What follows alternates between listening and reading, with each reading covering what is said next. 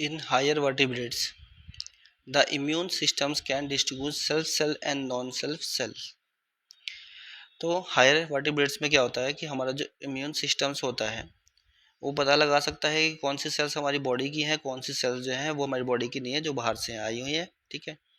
If this property is lost, अगर ये चीज़ ख़त्म हो जाती है, मतलब वो अगर डिफ्रेंशिएट नहीं कर पाए कि कौन सी सेल्स बॉडी की है, कौन सी बाहर की है, ड्यू टू जेनेटिक एबनॉर्मेलिटी होने की वजह से ये प्रॉपर्टी अगर लॉस्ट हो जाती है, and it attacks self cell, और अगर वो अपने खुद की ही सेल्स के ऊपर अटैक करने लग जाता है तो क्या होता है।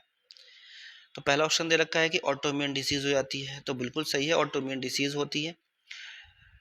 जो हमारा इम्यून सिस्टम है अपनी बॉडी की सेल्स को खाना चालू कर देता है ये समझ करके कि ये फॉरेन सेल है। ठीक है। तो जो राइट आंसर है ऑप्शन ए है।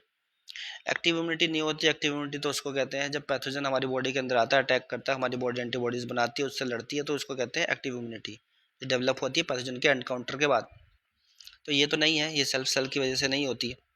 नेक्स्ट है एलर्जिक रिएक्शंस। अब एलर्जिक रिएक्शंस जो होती है वो जैसे कोई हार्मफुल सब्सटेंस बाहर से आ गया, पोलन ग्रेन से होती है, किसी को मिर्ची से होती है, किसी को मूंगफली से होती है, तो हाइपर सेंसिटिविटी यहाँ पे डेवलप हो जाती है किसी भी पर्सन के अंदर। तो एलर्जिक रिएक्शंस भी नहीं है इसका राइट आंसर। ग्राफ्ट रिजेक्शन जो होता है ये सेल्फ सेल के लिए नहीं होता है। ठीक है। ये जब कभी कोई फॉरेन ऑर्गन किसी और का ऑर्गन या किसी और का टिश्यू लगाते हैं तब होता है ग्राफ्ट रिजेक्शंस। तो ये भी सेल्फ सेल के लिए नहीं है, इसलिए रॉन्ग आंसर है। राइट आंसर है ऑप्शन ए, ऑटोइम्यून डिसीज।